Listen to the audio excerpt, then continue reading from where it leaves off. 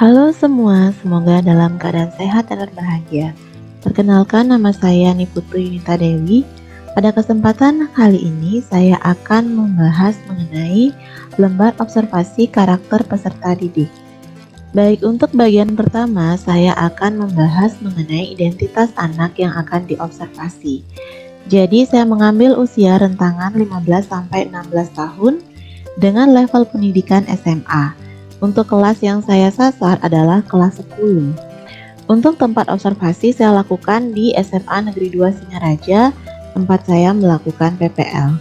Dan untuk aspek yang akan diobservasi ada 8. Yang pertama adalah fisiologi, kemudian ada emosi, psikososial, kognitif, moral, motivasi, bahasa, dan gaya belajar.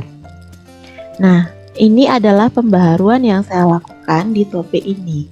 Sebelumnya, untuk biodata diri siswa tidak begitu lengkap, namun di topik 3 ada beberapa poin yang harus saya tambahkan, misalnya seperti suku etnik, kemudian pekerjaan orang tua, dan juga ada gaya belajar. Jadi akhirnya saya menetapkan untuk membuat biodata diri siswa.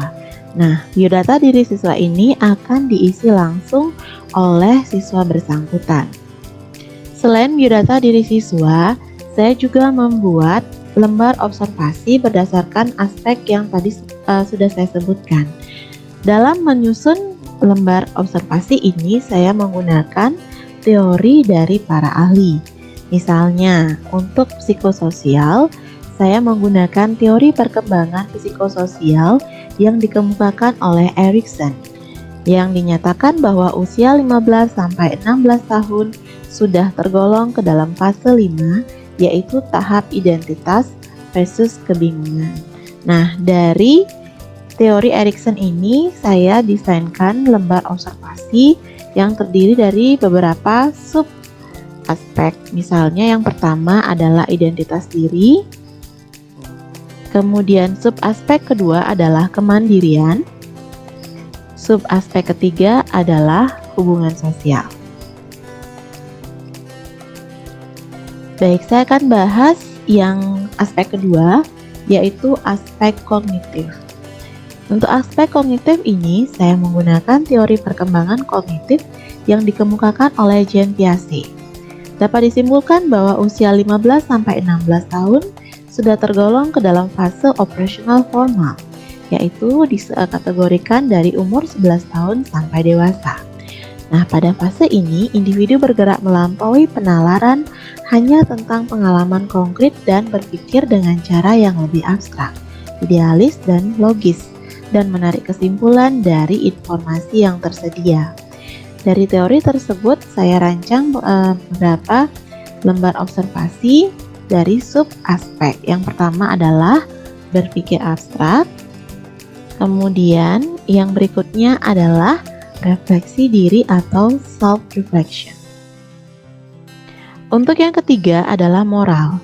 Jadi untuk aspek moral ini saya menggunakan teori yang digunakan oleh Lawrence Kohlberg yang mengemukakan teori perkembangan moral. Jadi pada usia 15-16 tahun ini sudah tergolong ke dalam fase penalaran konvensional. Ada 2 hal yang dibahas dalam fase ini, yaitu mematuhi peraturan dan juga ada sub-aspek yang akan dipelajari pada aspek ini.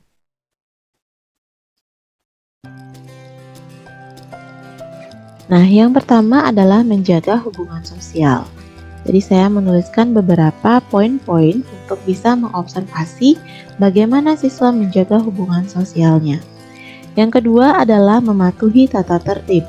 Jadi untuk mematuhi tata tertib juga saya buatkan beberapa poin untuk mengobservasi siswa, dan saya tambahkan sopan santun sebagai salah satu wujud dari penerapan moral di dalam kelas. Nah, yang keempat adalah emosi. Untuk poin ini saya menggunakan teori kecerdasan emosional yang dikembangkan oleh Daniel Goleman dalam Rimawansyah tahun 2013. Dia mengemukakan bahwa sejumlah ciri utama pikiran emosional sebagai bukti bahwa emosi memainkan peranan penting dalam pola berpikir maupun tingkah laku individu. Emosi yang ada pada remaja ini sangat berdampak pada tingkah lakunya. Nah, dari emosi ini ada beberapa subseksi yang akhirnya saya pakai untuk bisa mengobservasi bagaimana keadaan emosi siswa di dalam kelas saat belajar. Nah, beberapa sub aspek itu meliputi marah, takut, malu, cemas, iri hati, kasih sayang, gembira, ada rasa ingin tahu, dan juga rasa sedih. Baik, yang berikutnya adalah perkembangan bahasa. Untuk perkembangan bahasa ini saya menggunakan teori yang dikeluarkan oleh Noam Chomsky yang dikatakan pada usia 15-16 tahun itu sudah tergolong pada tahap kompetensi lengkap. Nah, pada masa akhir kanak-kanak, pembendarahan kata terus meningkat, gaya bahasa seseorang mengalami perubahan, dan seseorang semakin lancar dan fasih dalam berkomunikasi dengan bahasa. Teori perkembangan bahasa dari Noam Chomsky ini kemudian saya gabungkan dengan capaian pembelajaran bahasa Inggris di fase E, di mana jangkauan skillnya yaitu menyimak dan berbicara. Yaitu pada fase E ini peserta didik menggunakan bahasa Inggris untuk berkomunikasi dengan guru, teman sebaya, dan orang lain dalam berbagai macam situasi dan tujuan. Mereka menggunakan dan merespon pertanyaan dan menggunakan strategi untuk memulai dan mempertahankan percakapan dan diskusi. Nah, dari penggabungan dua hal ini maka saya akan membuat lembar observasi pada bahasa seperti yang ada di dalam slide ini. Nah, berikutnya adalah motivasi. Untuk motivasi ini saya menggunakan indikator motivasi belajar yang dikeluarkan oleh Bapak Sadirman. Nah, dalam indikator motivasi belajar yang berasal dari dalam diri siswa atau kita sebut sebagai motivasi intrinsik adalah sebagai berikut. Tekun menghadapi tugas, ulet menghadapi kesulitan, menunjukkan minat terhadap bermacam-macam masalah, dan lebih suka belajar mandiri. Seperti itu ciri-cirinya yang kemudian saya tuangkan ke dalam lembar observasi untuk motivasi seperti yang ada di slide. Baik, berikutnya untuk gaya belajar. Nah, untuk gaya belajar ini secara umum menurut Bobby de Potter terdapat dua benang merah yang disepakati tentang gaya belajar ini. Pertama adalah cara seorang menyerap informasi dengan mudah yang disebut dengan modalitas.